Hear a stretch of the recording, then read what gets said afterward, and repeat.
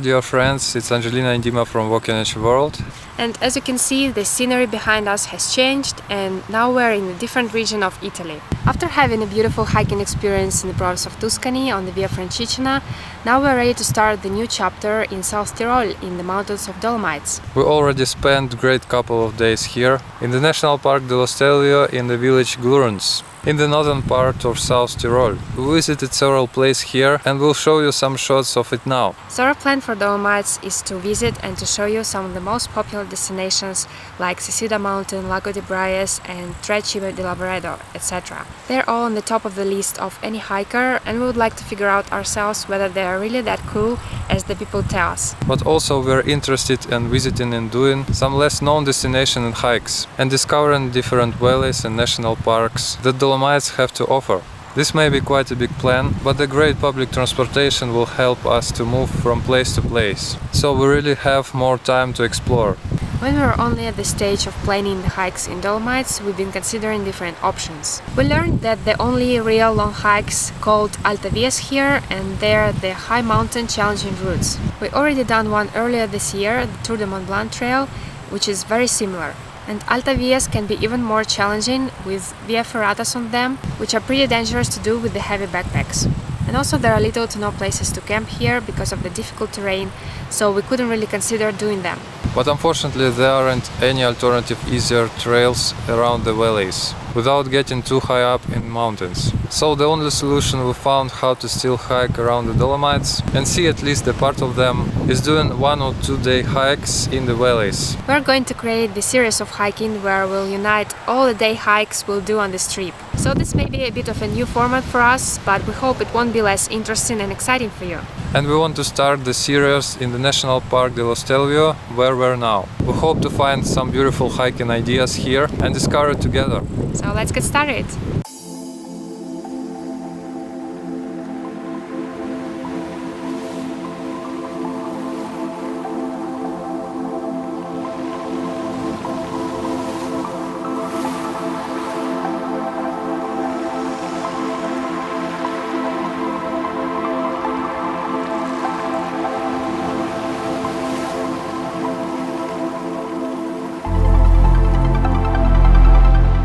Good morning from Italian Alps. We're in the village Graun now, very close to the Austrian border. And today we're planning to hike around the big lake Resia. We're starting here in the village of Graun. We'll go over this way, huge lake, and then we'll come to the small lake San Valentino. So this is gonna be probably around 11 to 13 kilometers, and we think it's gonna be a great easy start of our trails in the Italian Dolomites.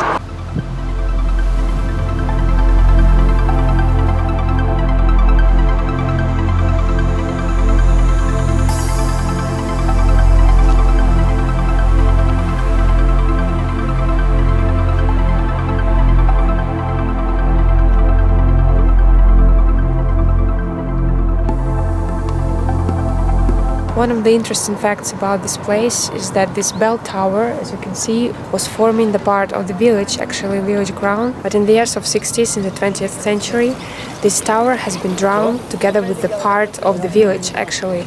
And it has happened because of the formation of this lake. This lake is actually artificial and is used for the hydroelectric power, but now we have this unusual landscape to enjoy.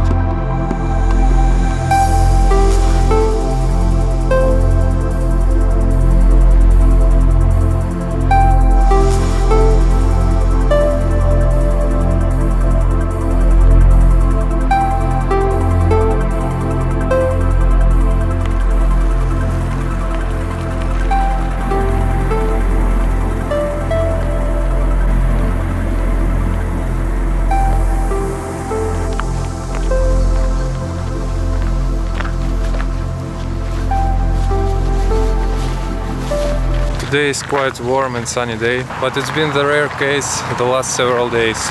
Mostly cloudy, rainy and cold. And when we first came here from the province of Tuscany, it's been like a shock to us. There we had a month like of a crazy heat and very hot sun, but here we still have to get used to it, to the mountain air. We've missed it quite a lot, and it's always so nice to breathe such a fresh air.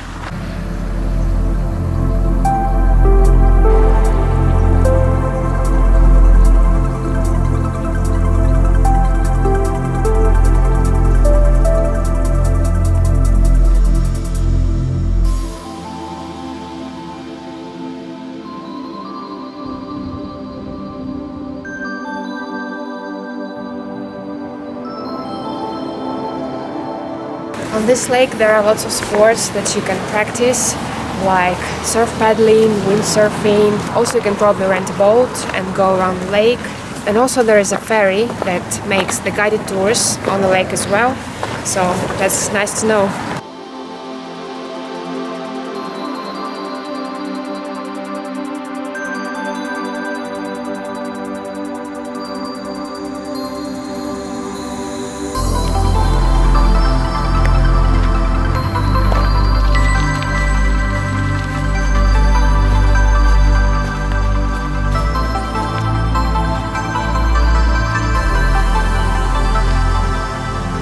The path we're walking on right now is actually very popular among cyclists, and overall in South Tyrol there are many perfectly adapted routes for cycling.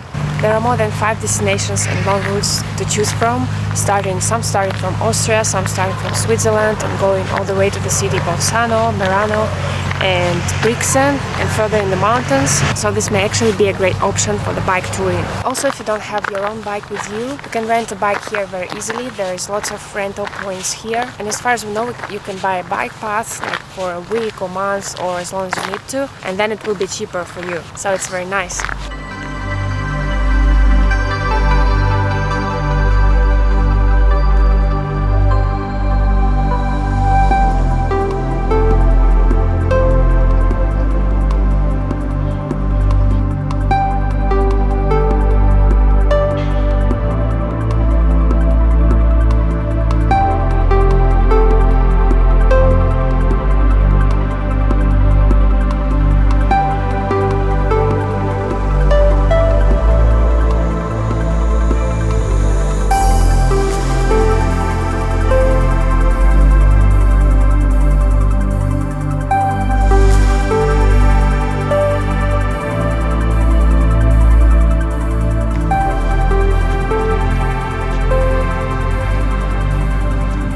On the info board we learned more information about the construction of this dam in the years of actually 45 and 47 of the last century, and it said that its construction destroyed more than 600 hectares of agricultural and residential land, and more than 1,000 people were directly affected by it, and more than 70% of population had to emigrate.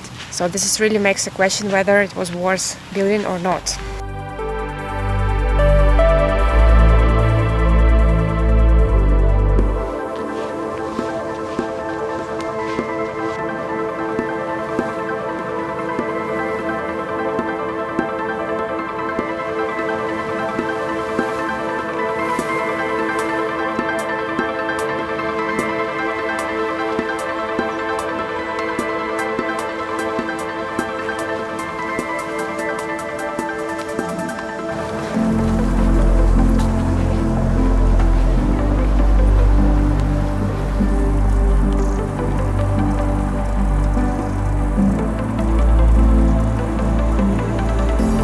I wanted to share with you one thing that surprised us a lot when we first came to this region, and it was the amount of German spoken language. Us coming from the middle of Italy, closer to Rome, the province of Tuscany, where everybody spoke Italian. We came here, and the first evening when we had to hitchhike several kilometers to the next village, the driver was speaking exclusively German language and didn't understand any English. Of course, Italian, probably yes, but we don't speak it as well, so we had a little bit of problems. And it was really surprising for us because we learned some information about the German language, but still we didn't expect that it's so widely spoken. And only then we learned that actually this land was Austrian not so long ago, like in the beginning of the 20th century, and only after the World War it was annexed by Italy. And it is a little bit weird to us because not only the language but the architecture and so many other things tell us that we're in Austria rather than Italy. And yeah, so a little bit of German spoken would be very handy because not all of the people speak English, even in the tourist sphere. So this is important to know. But at the same time, for the tourists, it's not that bad because traveling to Italy, you can visit Italy and Austria at the same time,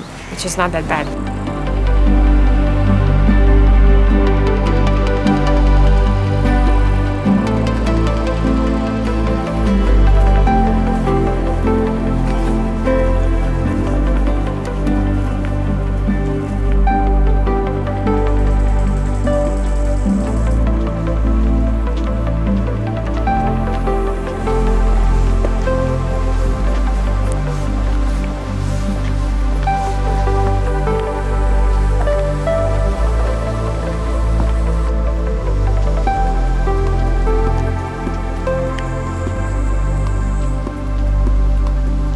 We already did the half circle around the lake and we're off to the last part.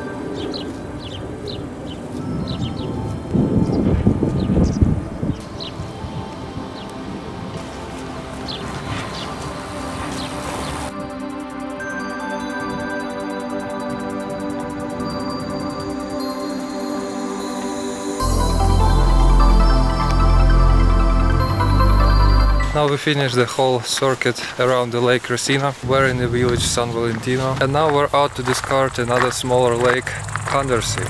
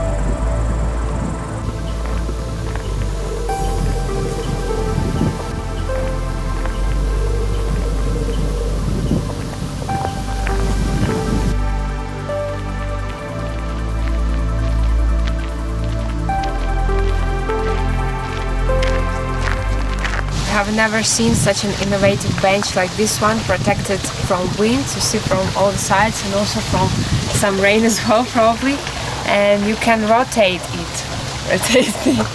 See, like with the wind direction you can change it. This is like the best invention ever, I think.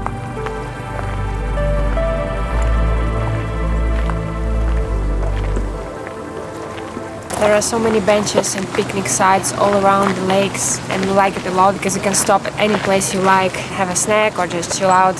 This is really great.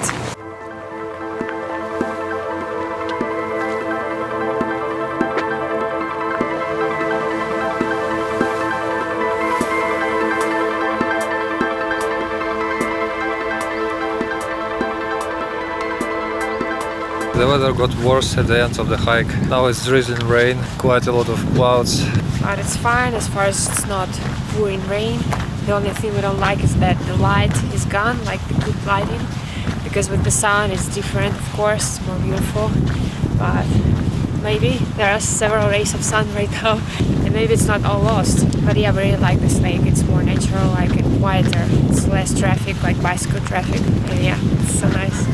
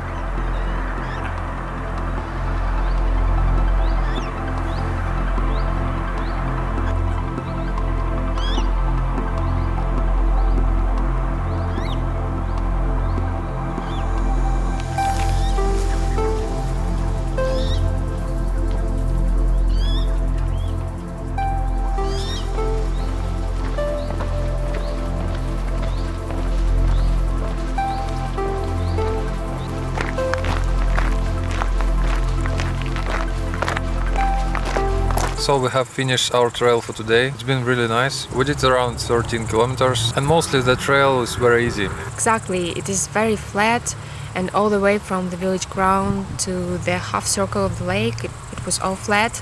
Then it started to be a bit hilly, but nothing crazy, very gentle uphills and downhills, right? And very good route, mostly cycling route with pavement. So it is very easy overall, apt for all levels. The second lake, Haidersee, is more natural. with more donkeys, with more bird life, like different ducks and seabirds. And there are cabins for birds observation, which can be great for animal photographer. The landscapes around is very beautiful and green, and everywhere you look is a great view. Yes, these iconic high, steep rocks are all around you, and this is really beautiful. This is wonderful. So we'll say goodbye for today, and we'll see you on our next trail in this region. Bye, see you. Thank you very much for watching. If you enjoyed this video, give it a thumbs up and subscribe to our YouTube channel for more hiking and adventure videos. Leave us a comment below to share your experience or ask any questions.